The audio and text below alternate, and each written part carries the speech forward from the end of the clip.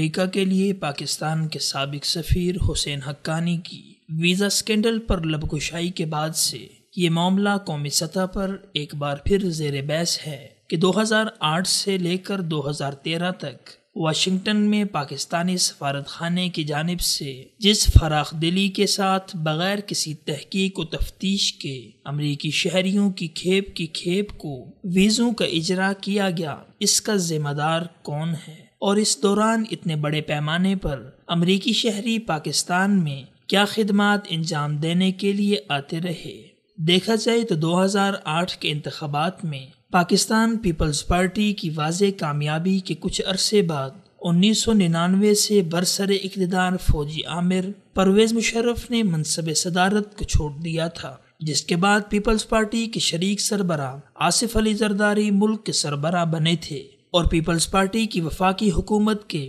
مربی اور سرپرست ٹھہرے تھے۔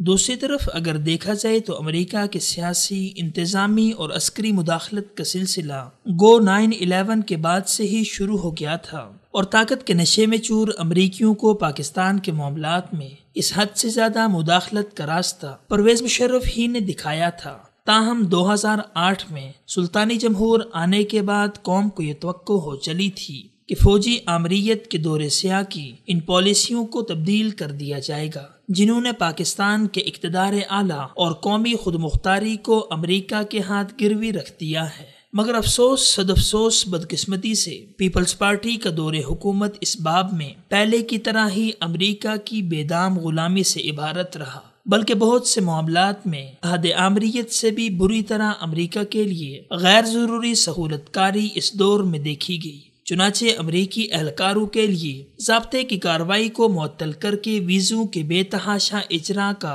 ناروا عمل بھی پیپلز پارٹی کے اسی دور میں ہی انجام پایا۔ بلا شبہ یہ ایک بدترین قومی خیانت کا ارتکاب تھا، کیونکہ اس فیاضی سے پاکستان کی قومی ساکھ بری طرح مجروح ہوئی ہے اور ساتھ ہی بغیر کسی تحقیق و تفتیش کے ہر امریکی کو ویزا جاری کرنے کے نتیجے میں اس بات کی جانچ پڑتال کا کوئی معیار و اصول بھی نہ رہا کہ آنے والا کون ہے، کس پیشے سے وابستہ ہے اور کس مقصد کے لیے آ رہا ہے۔ یقیناً یہ خطے میں انتہائی سرگرمی کا دور تھا۔ اس دوران پاکستان کے سیاسی اور سماجی حالات بھی نہایت ابتر رہے اور بہت سے ایسے واقعات و حادثات رونما ہوئے جن کے اثرات و مضمرات خاصے منفی اور گہرے تھے۔ علاوہ ازیں پاکستان اپنی جوہری طاقت، دفاعی مہارت اور جغرافیائی اہمیت کے باعث ہمیشہ سے عالمی طاقتوں کی میل نگاہ کا مرکز رہا ہے۔ ایسے نازک حالات میں ایک ناقابل اعتبار عالمی طاقت کو کھل کر کھیلنے کا موقع دینا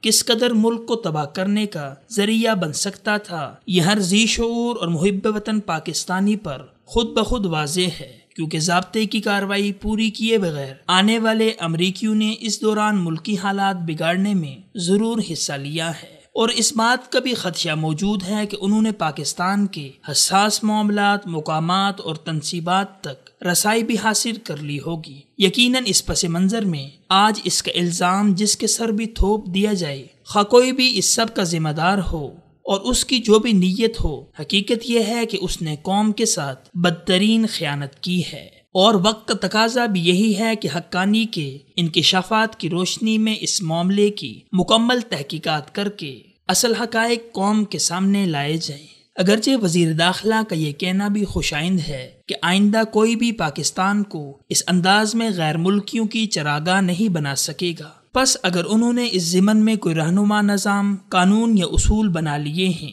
تو بلا شبہ یہ ایک قومی ضرورت کی تکمیل ہے، اور اس اقدام پر وزیر داخلہ اور ان کی ٹیم مبارکباد کی مستحق ہے۔ مگر ان کا یہ اقدام ویزا سکینڈل کے مجرموں کے لیے کسی طرح بھی کفارہ نہیں بن سکتا، کیونکہ اس قومی جرم کے مرتکبین کا چہرہ بے نقاب کر کے انہیں سزا دینا نہایت ضروری ہے، جبکہ اس کے بغیر محض نظام وضع کرنے سے مستقبل میں ایسے جرائم کی مکمل روک تھام نہیں ہو سکے گی۔ اور یہ تو حقیقت ہے کہ محض باتوں اور دعووں سے مسائل حل نہیں ہوا کرتے۔